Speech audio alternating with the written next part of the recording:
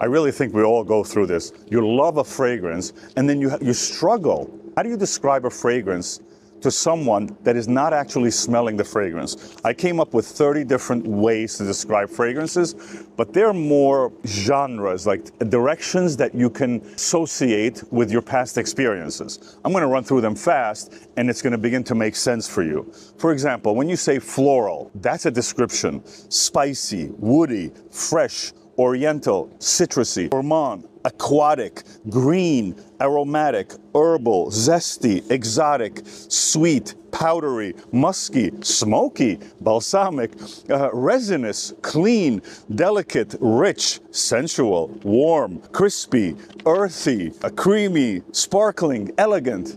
Why did I come up with these names? Because each one of them, you can begin to set the tone and then begin to go into it. When you say it's floral, a lot of us know a lot of flowers. So you say floral, which puts your mind into the floral genre.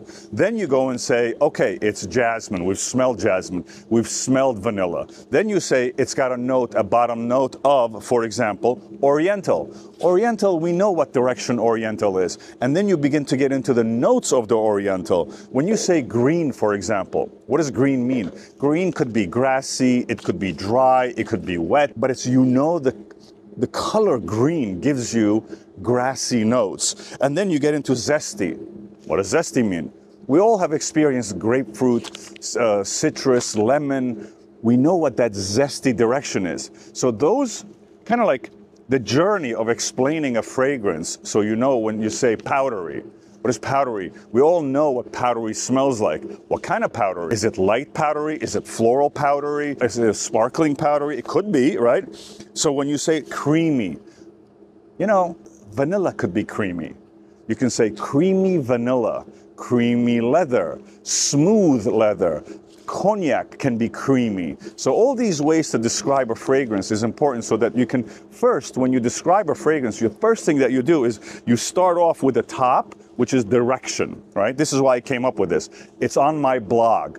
That's why I'm showing it, I'm telling you about it. For example, when you say smoky, smoky could be fireplace smoky, could be cigar smoky, but you set the tone, what it's going to start off with. It's smoky. It could be ashy smoky, it could be fireplace smoky, it could be any type of smoky. For example, when you say sensual, what conjures in your head when you say sensual? When you say sweet, is it candy cane sweet? Is it light sweet? Is it chocolatey sweet? Do you see?